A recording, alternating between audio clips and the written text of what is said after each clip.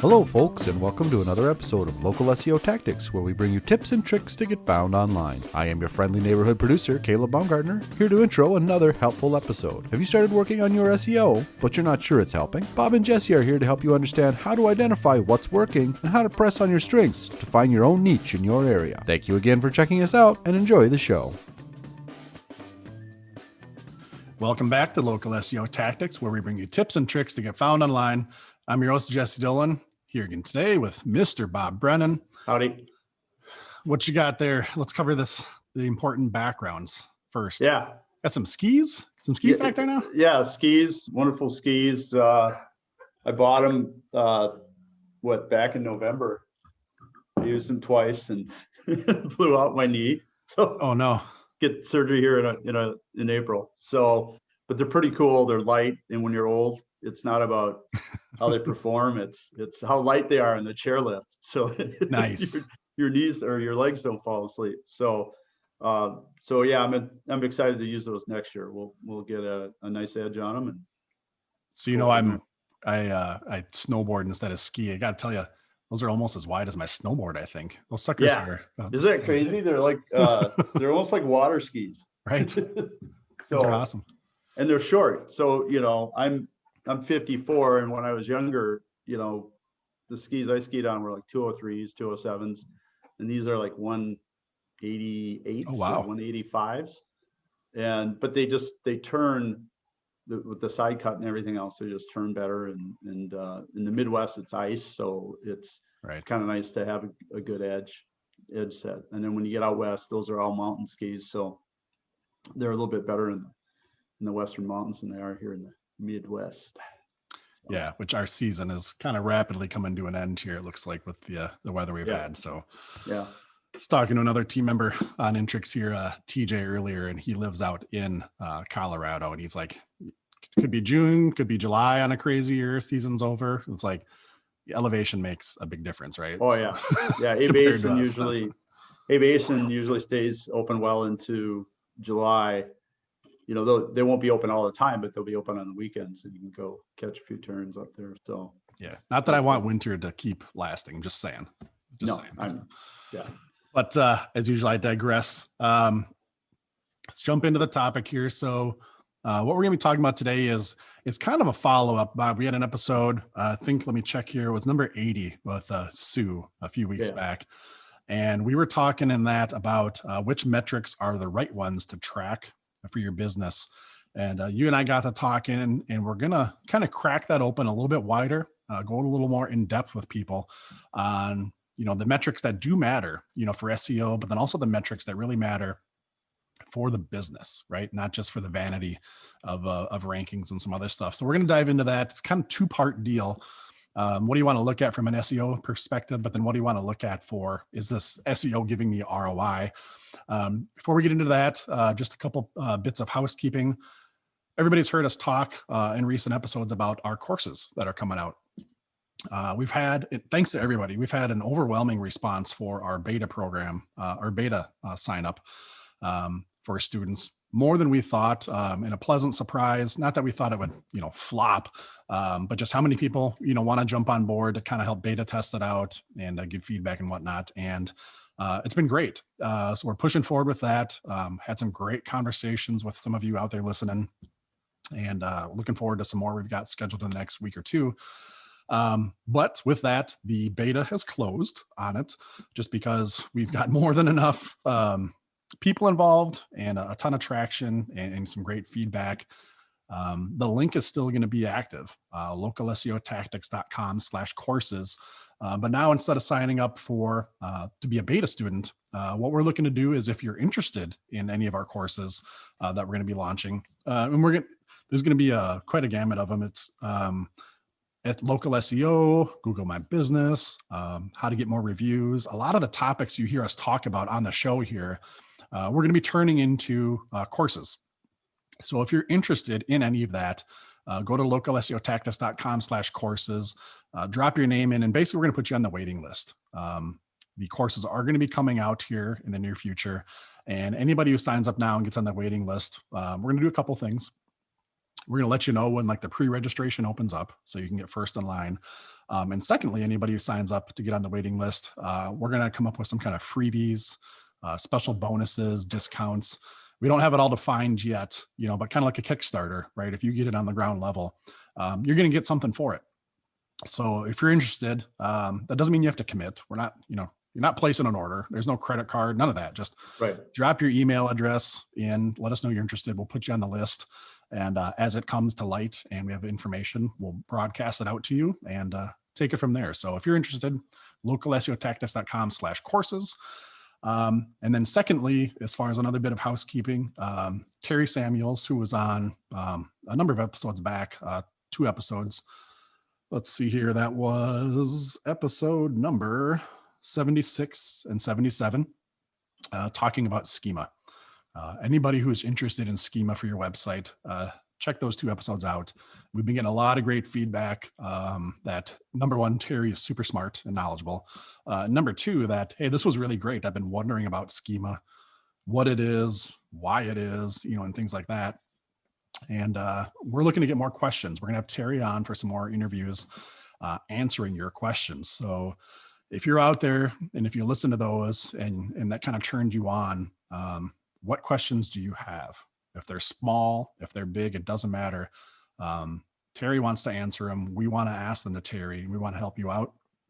If you're wanting to learn more about schema and dive into it again, check out those 2 episodes and then come back and we'll tell you a link here in a second where we want you to go and just submit the questions. It doesn't have to be a call-in question like we do for the other segment that we do with Sue Ginsburg. Just send us your questions for Terry. What do you want to know about schema? If it's technical, if it's rudimentary, doesn't matter. We're going to start on the basic level and get more advanced as we go through interviews with Terry. He's the best. Yeah. He's one of the best in schema. So it's a great opportunity.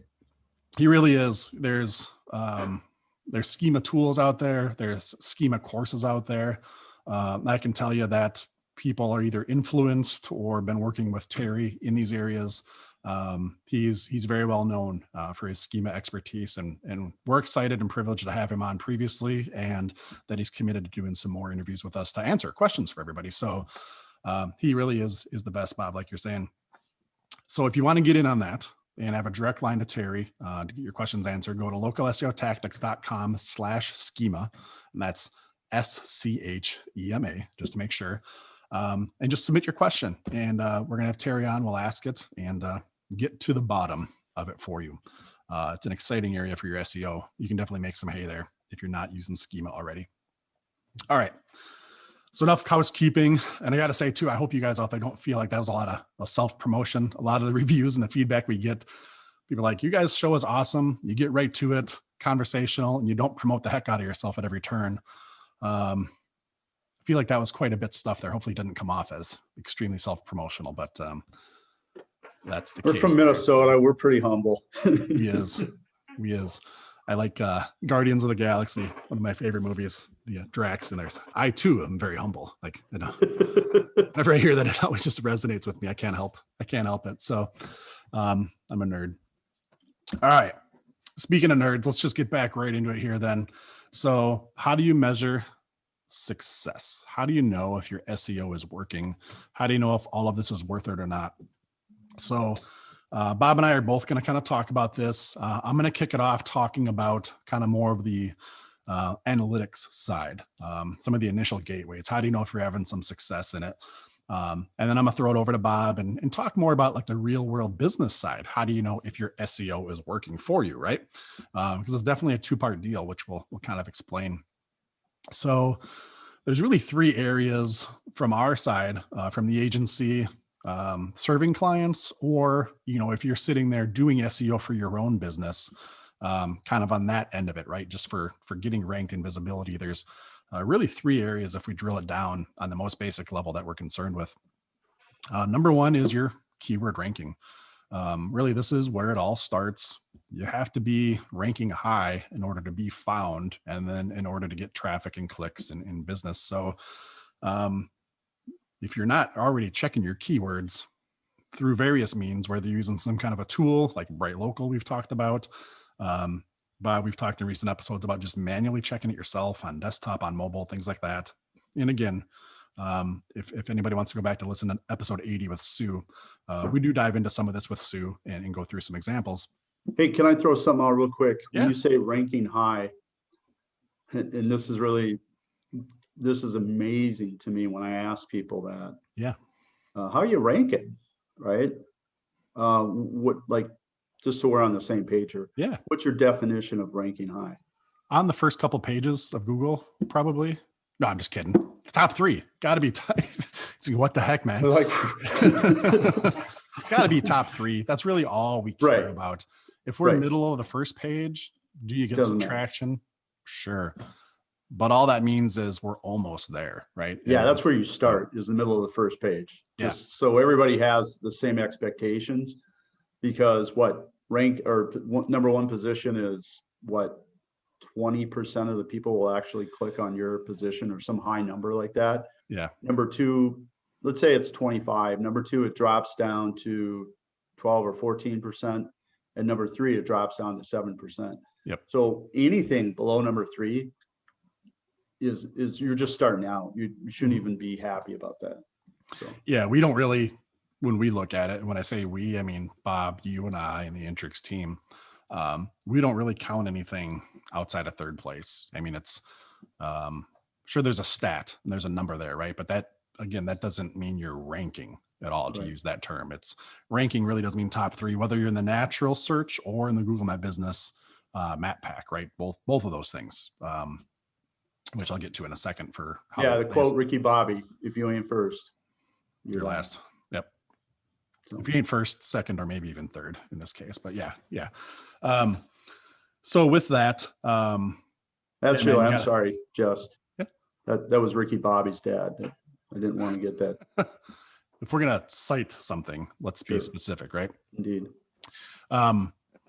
So again, start with your keyword rankings. And as Bob, we've mentioned before, what are those keywords is definitely a whole nother topic on where to start. But let's just say, for the sake of brevity here, that you've identified your primary keywords, and those are the ones that you're tracking. Track your keywords, track the right keywords, make sure everybody's tracking the same keywords in that context, and start there. With that, have a system for it. Again, if you're using something like Bright Local, they're going to have kind of an archival report. You can see what the trend is, what's been happening to your ranking. Is it going up? Is it going down? Don't just esoterically kind of check yourself and just mentally know, because rankings can fluctuate daily, weekly, monthly, even hourly. I read an article, I think just yesterday, Darren Shaw from White Spark had put out about a study where rankings can fluctuate hourly. Now, the further down the page you are, the more they fluctuate. Again, if we're talking here for number 1 spot, there's a lot more consistency when you're in that top 1, 2, or 3 positions. But rankings fluctuate. That's the bottom line. They fluctuate. So if you're checking it manually, grab a scratch pad, grab a spreadsheet or something, and just input some rankings. So when you get weeks and months into it, you can look back and see the trends. Is what you're doing working? Are you heading up? Are you heading down? Maybe there's an algorithm update. Maybe a new competitor opened up shop, whatever, just so you can see the impact and get the context. Just like for your business, if your sales are going up or down, you need to know that as a trend. You can't just know how much revenue was yesterday or last month. There has to be some context to it. Identify your keywords, track your keyword rankings. Within that, you're going to track your Google My Business and your SERPs separately. You want to be dominant on both. You want to be in the top 3 on both. We've talked about it in some previous episodes, but there is so much value. If you can be in the 3-pack, even if you're third in the 3-pack, if you can be in the 3-pack and in that top 3 in the natural SERPs, for your prospects and your customers and your targets to see you twice in that same kind of top view, that shows your dominance. And there's some psychology there, right? If you're first in the map pack and first in the natural SERPs, I mean, you're crushing it, right? Right. You're doing awesome. But again, even if you're third in that map pack and first in the SERP or variations like that, you should still be very dominant and getting some good business off that. So check that stuff. Make sure you've got the tools and the resources in place to do all that. Again, if you're searching for something to provide some automation to that and some regularity, we love Bright Local. There's other ones out there as well. Some are free, some are paid. I'm not going to go through all the options, You can go to our localseotactics.com/resources page. There's a link to Bright Local on there. We are an affiliate, which means we do get a commission if you sign up. It doesn't cost you anything. I think you even get a discount if you go through there. So it's a win-win. But do something there to track that and archive that information. Another area that a lot of people we talk to, Bob, surprisingly, do not pay attention to this is your impressions within Google Search Console. Again, to refresh everybody, Google Search Console is a free application, if you will, put up by Google. You have to set it up and get it going. But what it does is it shows, in a simple sense, it shows your activity within the Google search engine. So it doesn't show traffic to your website. It doesn't necessarily indirectly show your ranking, although there's a spot in there for average page rank. The main thing we're curious about here that we look at it for is your impressions, which is how many times have eyeballs been put on your pages, right? So if Bob does a search for red balloons in Minneapolis, did his website show up, when he was searching? Whether he's on the first page or the third page, did he click through? Have users clicked through and been exposed to the website? So if your rankings are good, you should be getting more impressions. But if you're on a high volume search term, and like Bob's saying, if you're middle of the first page, maybe your rankings aren't great, but your impressions are going up. That's something you want to know too. You're getting more exposure. Again, these are impressions. This isn't clicks. This isn't traffic to your website. This is kind of a more preliminary thing to pay attention to as your traffic is increasing. As your efforts are increasing to generate more traffic and more exposure. You really want to know, is Google serving you up, and are they putting eyeballs on your pages, right? That's just a great spot to look. So Google Search Console and looking at the impressions.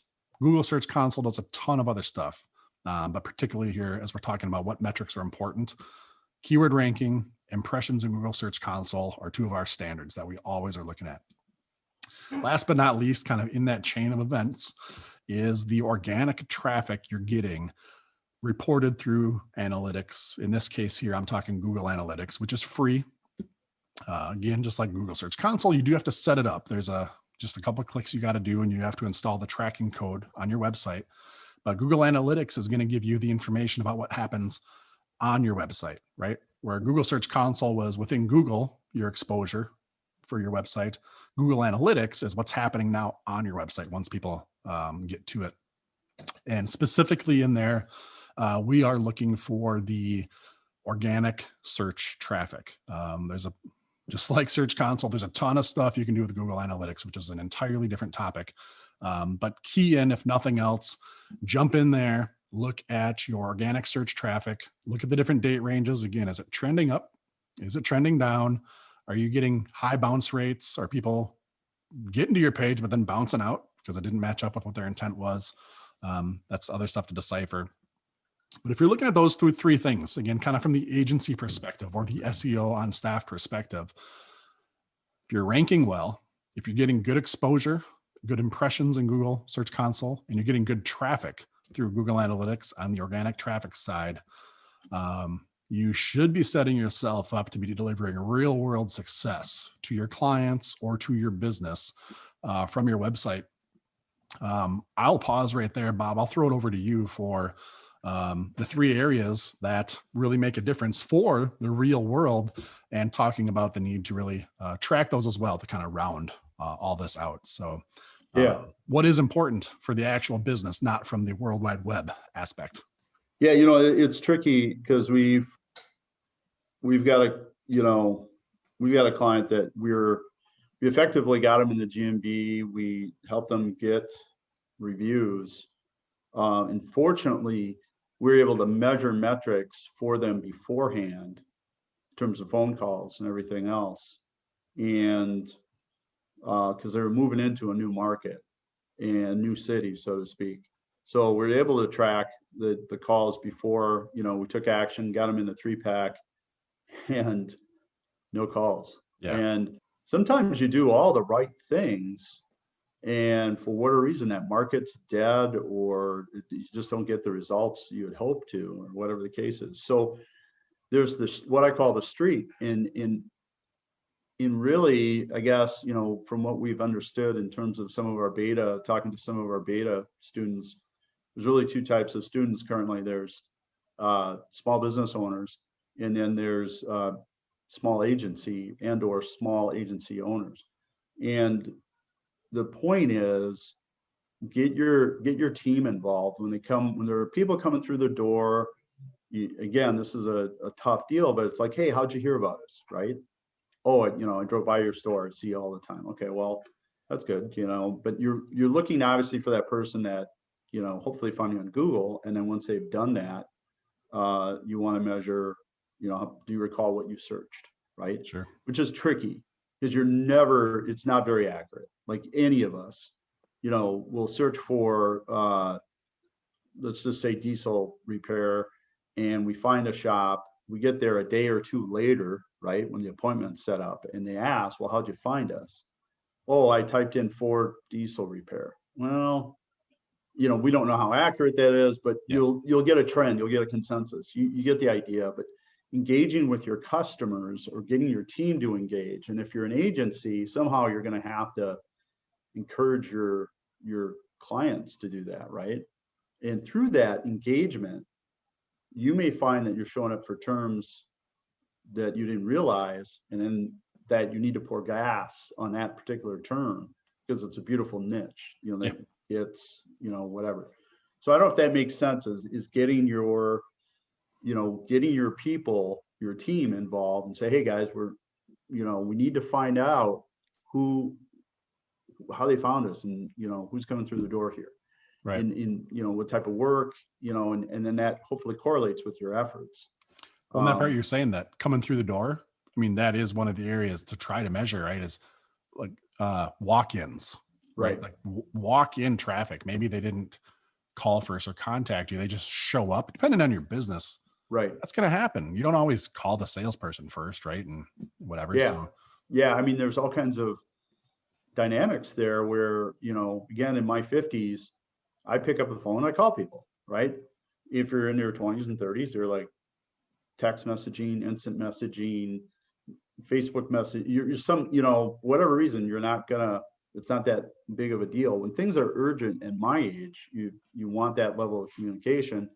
Younger age, that heightened level of communication is interpreted as a text. Sure. It's just not, it's just not that urgent. So anyway, it's really understanding that. And then, when you're talking to the people that are coming through the door, tactfully asking them, those questions, I think is a way to measure, what your walk-in business might be doing, and or even your call-in business, if you can coax that out of them as well. Yeah. So, well, I think if there's a way to parse that out too, it's like you said, and we've talked about it before, call tracking. Somebody's calling in, you mentioned a few times, hopefully you're tracking that somehow. You're quantifying the calls you get. And even if you're in a business where somebody calls, like you're saying, Bob, you'd call first and then you'd show up. If that happens for your business, still trying to parse that out. Like, did you call first? Did you find us on Google? Like, because if you've got, 10 people that walk into your store today, if 5 called first and 5 didn't, that's 10 unique leads, if you will, right? Right. From your website. Again, you're saying, ask them, how'd you hear about us? Found your website, found you on Google. Okay, now you got 5 people that walked in, 5 people that called first and then came in. You try to parse that out, because otherwise it's like, we had 5 phone calls and 10 walk-ins today. Well, if 5 of those walk-ins called first, that's kind of a double dip on that lead, right? Like you only had 10 actual leads. So trying to parse that out. And then something else you kind of mentioned as you're saying there. Yeah, man, whether Facebook messaging, could be an email that came across, but like you got your calls, you got your walk-ins, but then the messaging type leads, right? Depending on your business. I mean, if you're on Pinterest, if you're on Instagram, like, I don't know, how do people, if they're not calling you and they're not walking in, how else do they get a hold of you? Through like digital means, if you will? Trying to quantify that too, and make sure that make sure you're filtering out the overlap in these areas. If people have called and emailed or called and walked in, to really get accurate numbers. And if you're marry that all together, man. How good are we ranking? What kind of traffic and impressions are we getting? And what kind of actual client business are we getting here? Track all that. That's all important, and it's all related. Like you said, you can have a situation like with that one client where we seem to be ranking really good and dominant. Exposure is good. Traffic seems okay, but there's no business generated from that for some reason, right? Yeah. If you find those kinds of things, then you do got to go back and take some kind of action.